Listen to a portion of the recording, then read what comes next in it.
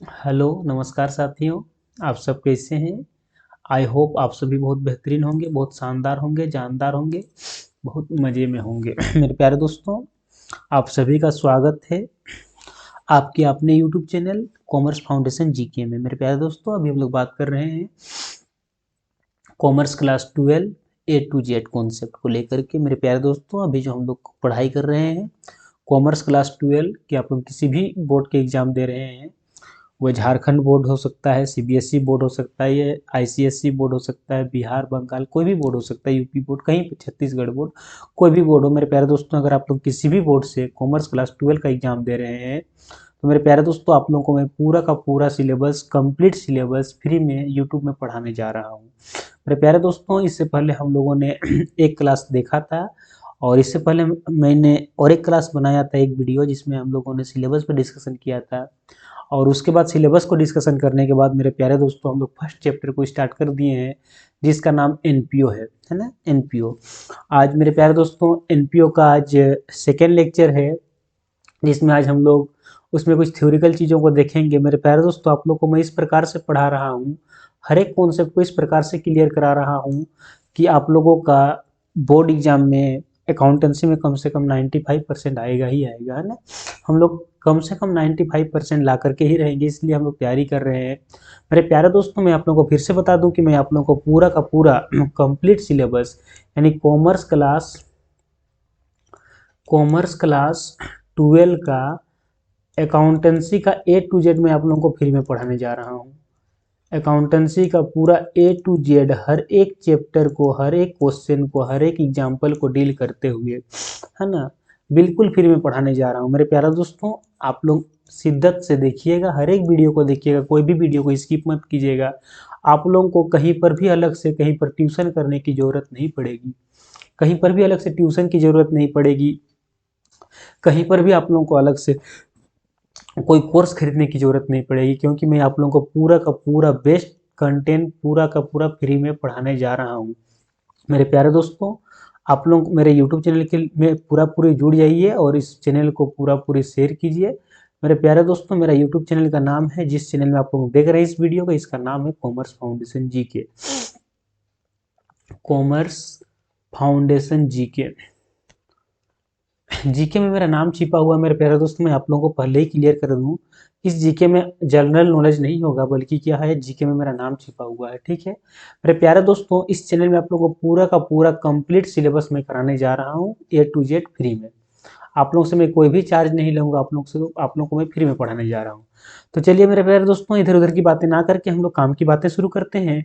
और हम लोग पढ़ रहे थे एनपीओ, है ना। एनपीओ का आज हम लोग का लेक्चर 2 है, L2। और हम लोगों का, मेरे प्यारे दोस्तों, अगर देखा जाए तो ये हम लोगों का डे 3 है, डे डे 3 है, ठीक है। लेक्चर 2 है एनपीओ का, लेक्चर 2 इससे पहले एक लेक्चर देख चुके हैं, और आज जो है सो लेक्चर 2 है। और अगर देखा जाए तो आज तीसरा वीडियो आप लोगों को मिल रहा है। एक में हम लोगों ने सिलेबस डिस्कशन किया था, और इससे पहले हम लोगों ने एनपीओ का एक कॉन्सेप्ट देखा था। आज हम लोग एनपीओ का सेकेंड कॉन्सेप्ट को समझेंगे। मेरे प्यारे दोस्तों, हम लोग हर एक चीज़ को मक्खन की तरह पढ़ेंगे, पढ़ाने में कोई कॉम्प्रोमाइज़ेशन मैं नहीं करूँगा आप लोगों को। दूसरी बात मेरे प्यारे दोस्तों, आप लोगों को फ्री कंटेंट और पेड कंटेंट में कोई अंतर नहीं मिलेगा। ऐसा नहीं कि मैं पेड कोर्स में कुछ अलग पढ़ाता हूँ, फ्री में मैं कम पढ़ाऊंगा, बिल्कुल नहीं। मेरे प्यारे दोस्तों, मैं आप लोगों को फ्री में भी A to Z फ्री में पढ़ाने जा रहा हूँ, ठीक है। मेरे प्यारे दोस्तों, अगर हम लोग बात करते हैं आज का मेन टॉपिक क्या है, तो आज का हम लोग का मेन टॉपिक है सीक्वेंस फॉर प्रिपेयरिंग अकाउंट्स। अगर एनपीओ में बात करते हैं कि हम लोग अकाउंट्स कैसे प्रिपेयर करते हैं, तो हम लोग को आज का हम लोग का मेन टॉपिक है sequence for preparing accounts in NPO. NPO, है ना। एनपीओ में हम लोग किस सीक्वेंस में अकाउंट का प्रिपरेशन करते हैं, पहले कौन सा अकाउंट बनाते हैं, उसके बाद कौन सा अकाउंट बनाते हैं, उसके बाद कौन सा अकाउंट बनाते हैं, उसके बाद हम लोग कौन सा अकाउंट बनाते हैं, ये हम लोग एक सीक्वेंस में देखेंगे। तो मेरे प्यारे दोस्तों, सबसे पहले अगर हम लोग बात करते हैं, तो सबसे पहले हम लोग बनाते हैं preparation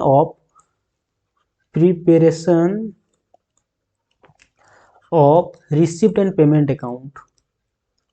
receipts and payment account, received and payment account, जिसको हम लोग कहते हैं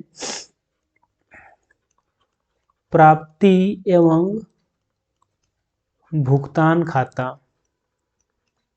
प्राप्ति एवं भुगतान खाता। तो सबसे पहले बनाते हैं हम लोग प्राप्ति एवं भुगतान खाता। उसके बाद मेरे प्यारे दोस्तों हम लोग बनाते हैं fund based accounting, fund based accounting, fund based accounting, इसको हम लोग बोलते हैं कोष आधारित लेखांकन, कोष आधारित लेखांकन। तीसरा में हम लोग बनाते हैं treatment of some important item, treatment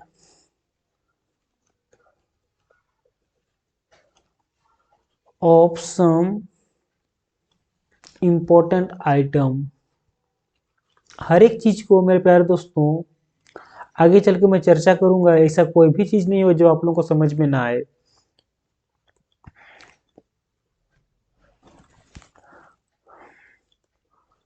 कुछ महत्वपूर्ण मदों का व्यवहार, एग्जाम्पल के तौर पर इसका एग्जाम्पल दे रहा हूं, जैसे हुआ चंदा यानी कि सब्सक्रिप्शन, दान यानी कि डोनेशन, उपभोग्य वस्तु यानी कि कंज्यूमेबल गुड्स इत्यादि, इत्यादि को हम लोग अलग से ट्रीटमेंट करने सीखेंगे, ठीक है। नेक्स्ट में दोस्तों में हम लोग देखते हैं income and expenditure account, income and expenditure account,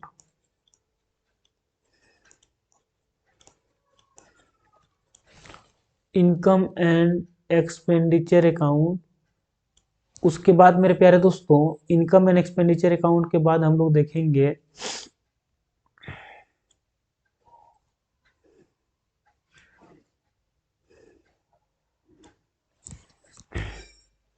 पांचवा में हम लोग देखेंगे balance sheet.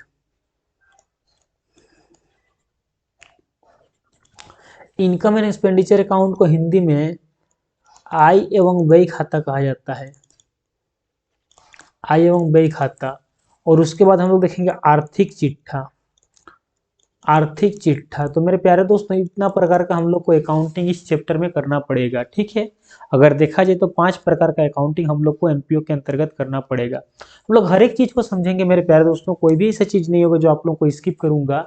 A to Z का मतलब मेरे प्यारे दोस्तों मैं आप लोग को पूरा का पूरा ए टू जेड ही पढ़ाऊंगा, घबराने की कोई बात नहीं है। एक एक कॉन्सेप्ट में क्लियर कराऊंगा मेरे प्यारे दोस्तों। आप लोग को बस शिद्दत से बने रहना होगा, कोई भी चीज आप लोगों को ऐसा नहीं होगा जो मैं आप लोग को स्किप कर मतलब नहीं पढ़ाऊँ। मैं आप लोगों को हर एक कॉन्सेप्ट हर एक चीज पूरा मक्खन की तरह पढ़ाऊंगा, ठीक है मेरे प्यारे दोस्तों। अगर हम लोग बात करते हैं एनपीओ के अंतर्गत कि एनपीओ का फिनेंशियल स्टेटमेंट में क्या क्या आता है, तो हम लोग का भी टॉपिक है, हेडिंग लिखिएगा आप सभी कोई, गैर व्यापारिक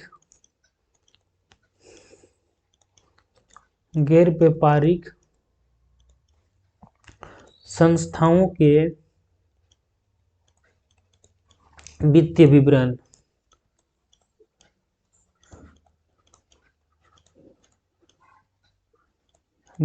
इंग्लिश में बोलते हैं हम लोग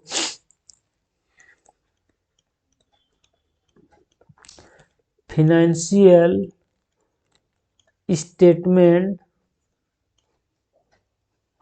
स्टेटमेंट्स ऑफ एनपीओ।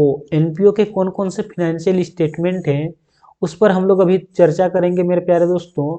एक एक कॉन्सेप्ट आप लोगों को पूरा समझाऊंगा मक्खन की तरह, ऐसा कोई भी चीज नहीं है जो आप लोगों को समझ में ना आए मेरे प्यारे दोस्तों।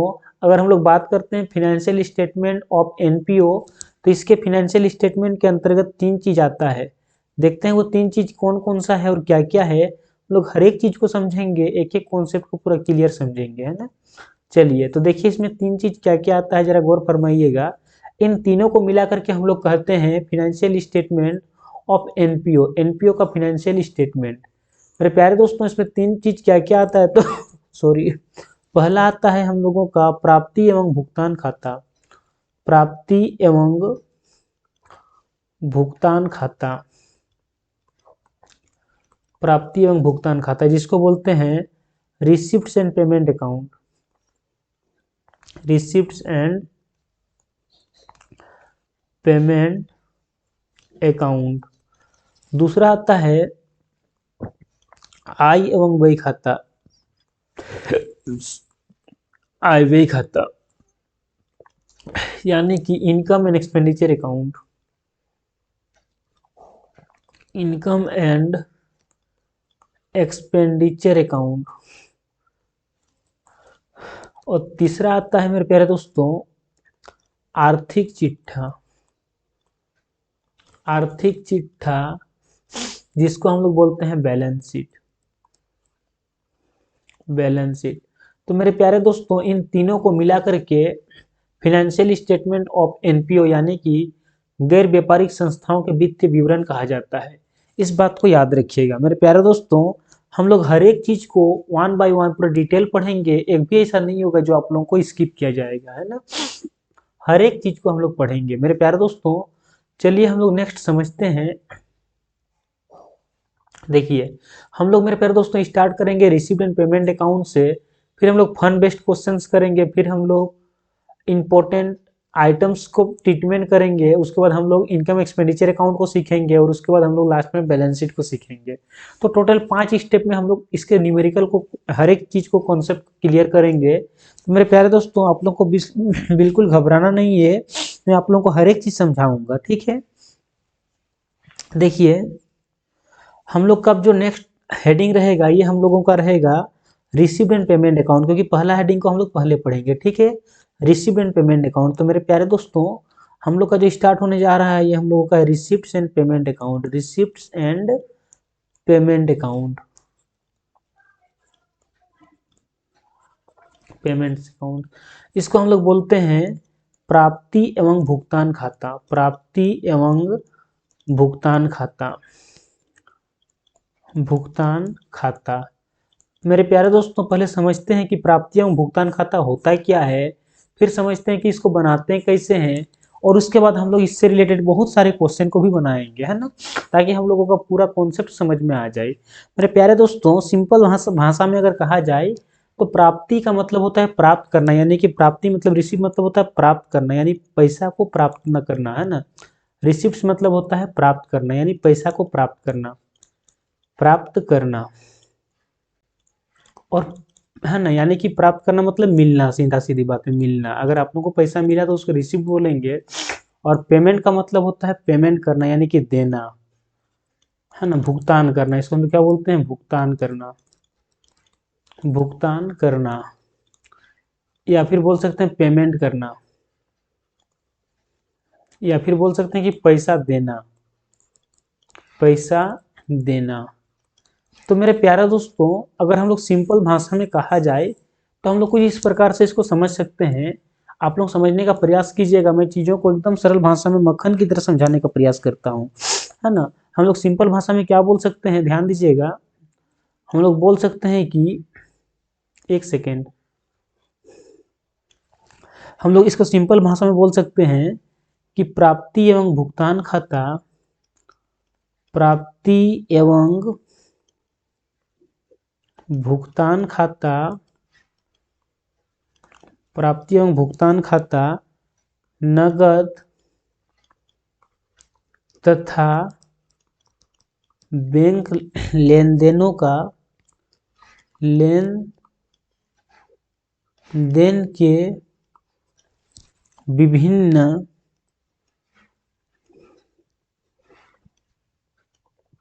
शीर्षकों का सारांश है, सारांश है। अगर पूछा जाता है कि रिसीव्ड एंड पेमेंट अकाउंट क्या है तो आप लोगों को बस यही लिखना है। इंग्लिश में इसको हम लोग बोल सकते हैं कि ये receipts and payment account, payment account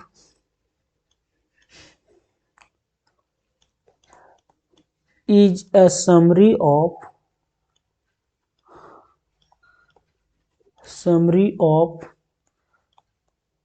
cash and bank transactions under various heads. Different head का जो कैश और बैंक ट्रांजैक्शन है उसी का समरी है। उसी का समरी को हम लोग प्राप्ति एवं भुगतान खाते यानी कि रिसीव एंड पेमेंट अकाउंट कहते हैं। आई होप मेरे प्यारे दोस्तों आप सभी को समझ में आ गया होगा। यहाँ तक कोई भी ऐसा नहीं है जो आप लोगों को समझ में ना आए। तो अब आप लोगों का मन में आ रहा होगा कि जो नगद लेन देनों का तो सारांश हम लोग कैश बुक में भी लिखते हैं यानी कि रोकड़ बही में भी लिखते हैं, तो क्या रोकड़ बही और प्राप्ति भुगतान खाता सेम है? तो सॉरी, आप लोगों के मन में एक सवाल आ रहा होगा, क्या receive and payment account and cash book दोनों सेम है? क्योंकि वहां पर भी तो हम लोग इन्हीं चीजों का लिखते थे कि जो भी हम लोगों का लेन देन होता था उन सबको हम लोग लिखते थे वहां पर भी और यहाँ पर भी। तो मैं बोलूंगा कि नहीं, दोनों सेम नहीं है, दोनों में कुछ ना कुछ डिफरेंस है। तो अब आप लोगों का मन में आ रहा होगा सर बताइए तो क्या डिफरेंस है? तो मेरे प्यारे दोस्तों चलिए अब हम लोग समझते हैं कि दोनों में क्या डिफरेंस है ना। यानी कि हम लोग का हेडिंग है डिफरेंस बिटवीन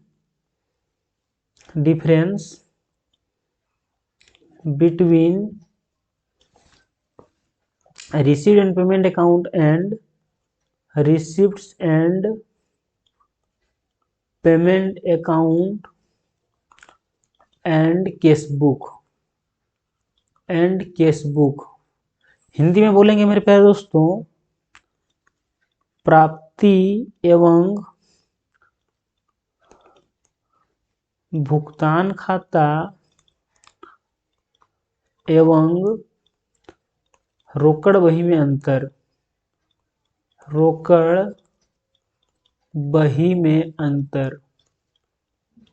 तो इसमें हम लोग अंतर को देखते हैं। ठीक है मेरे प्यारे दोस्तों, घबराने की कोई बात नहीं है, चीजों को आराम आराम से समझेंगे। एक भी ऐसा कॉन्सेप्ट नहीं है जो आप लोगों को समझ में ना आए, सारा का सारा समझ में आ जाएगा। ठीक है, बस आप लोगों को जुड़े रहना होगा शुरू से लेकर के लास्ट तक, है ना। चीजों को मक्खन की तरह समझेंगे। देखिए पहला तो हम लोग देखेंगे अंतर का आधार। एक अंतर का आधार होना चाहिए कि किस बेसिस पर डिफरेंस निकाल रहे हैं। एक तरफ हम लोग लिखेंगे रिसीव एंड पेमेंट अकाउंट और एक तरफ हम लोग लिखेंगे कैश बुक को। ठीक है, देखिए यहाँ पर हम लोग देखते हैं अंतर का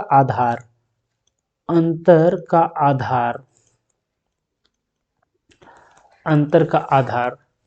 एक तरफ हम लोग लिख रहे हैं receive and payment account, receipts and payments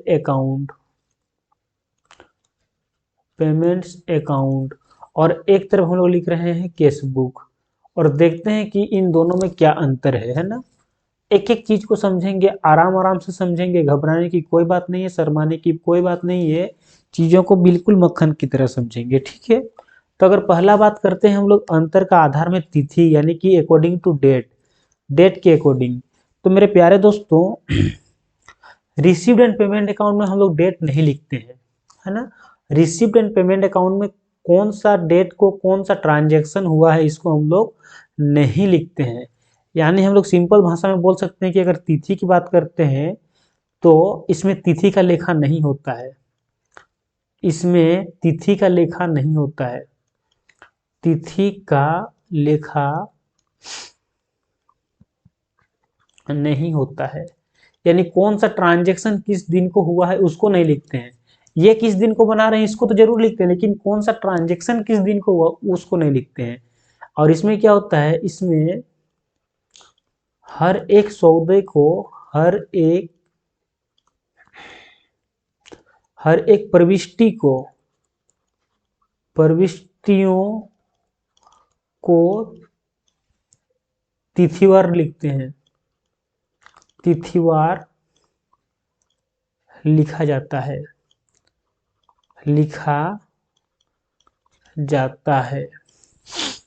ना। ये हम लोगों का पहला अंतर रहा। अब देखते हैं सेकेंड अंतर क्या है। दूसरा अंतर तो अगर दूसरे अंतर की बात करते हैं तो इसमें अगर बात करते हैं कि प्रविष्टियां क्या क्या होती है, तो हम लोग बात करते हैं दूसरा आधार प्रविष्टियों को ले सकते हैं कि क्या क्या प्रविष्टियां इसमें होती हैं, यानी कि एंट्रीज है ना, एंट्रीज एंट्रीज। तो मेरे प्यारे दोस्तों अगर हम लोग बात करते हैं तो इसमें हम लोग समराइज वे में लिखते हैं, है ना, चीजों को हम लोग प्रविष्टियों को, प्रविष्टियां सारांशित यानी कि सारांशित रूप में की जाती है, की जाती है। और इसमें हम लोग बोलते हैं कि प्रविष्टियां जो होती है, प्रविष्टियां क्रमवार की जाती हैं, क्रमवार की जाती है। नेक्स्ट देखते हैं मेरे प्यारे दोस्तों, तीसरा की अगर बात करते हैं तो इसमें क्या अवधि होता है बनाने का। तो मेरे प्यारे दोस्तों इसको हम लोग वर्ष के अंत में बनाते हैं, वर्ष के अंत में बनाया जाता है, ठीक है।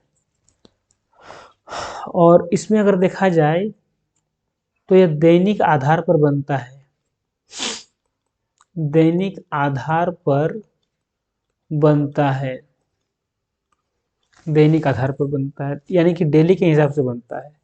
नेक्स्ट अगर बात करते हैं मेरे प्यारे दोस्तों चौथा पॉइंट का, तो चौथा पॉइंट में है कि इसको कौन बनाता है, इसको बनाने वाली संस्था या फिर संगठन, संस्थाएं या संगठन, ऑर्गेनाइजेशन। तो मेरे प्यारे दोस्तों इसको बनाने वाली संस्था का नाम है एनपीओ। जितने भी एनपीओ हैं सारे के सारे एनपीओ द्वारा बनाया जाता है, यानी कि एनपीओ द्वारा बनाया जाता है ना, ठीक है। और अगर इसकी बात करते हैं केसबुक की, तो केसबुक यानी इसको हम लोग बोलते हैं कि गैर व्यापारिक संगठन, गैर व्यापारिक संगठन के द्वारा बनाया जाता है। और अगर इसकी बात करते हैं मेरे प्यारे दोस्तों तो इसको एनपीओ भी बनाता है, यानी कि गैर व्यापारिक संगठन भी बनाता है, और साथ ही साथ व्यापार व्यापारिक संगठन भी बनाते हैं, है ना, गैर व्यापारिक भी बनाते हैं और व्यापारिक संगठन भी बनाते हैं। यानी केसबुक जो है दोनों को बनाता है। लेकिन अगर बात करते हैं कि रिसीव एंड पेमेंट अकाउंट, तो receive and payment account only NPO ही बनाते हैं, है ना। चलिए पांचवा पॉइंट को देखिएगा। अगर बात करते हैं कि साइड का, कि पक्ष का, कि कौन सा पक्ष क्या होता है, यानी साइड का, तो मेरे प्यारे दोस्तों इसमें हम लोग बोल सकते हैं कि इसके बाएं पक्ष को, बाएं पक्ष को प्राप्ति यानी कि रिसीव्ड कहते हैं, और दाएं पक्ष को, दाएं पक्ष को भुगतान यानी कि पेमेंट कहते हैं। क्या होता है क्या नहीं होता है आगे चल के समझेंगे, घबराने की कोई बात नहीं। और अगर इसके बात करते हैं तो इसके बाएं पक्ष को, बाएं पक्ष को डेबिट एवं दाएं पक्ष को क्रेडिट के रूप में पार्टिकुलर्स के साथ लिखा जाता है, पार्टिकुलर के साथ लिखा जाता है।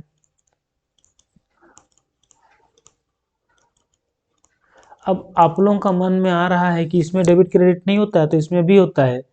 बाएं पक्ष को डेबिट और दाएं पक्ष को क्रेडिट कहा जाता है ना। इतना हम लोग मेरे प्यारे दोस्तों आज की क्लास में देखें।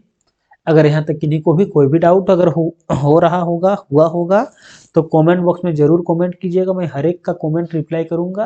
मेरे प्यारे दोस्तों अब हम लोग जो नेक्स्ट क्लास में देखेंगे उसमें हम लोग रिसीव एंड पेमेंट अकाउंट के फॉर्मेट को देखेंगे। सॉरी, नेक्स्ट क्लास में हम लोग रिसिप्ट एंड पेमेंट अकाउंट का जो फॉर्मेट बनता है, एंड पेमेंट अकाउंट का जो फॉर्मेट बनता है, फॉर्मेट को देखेंगे।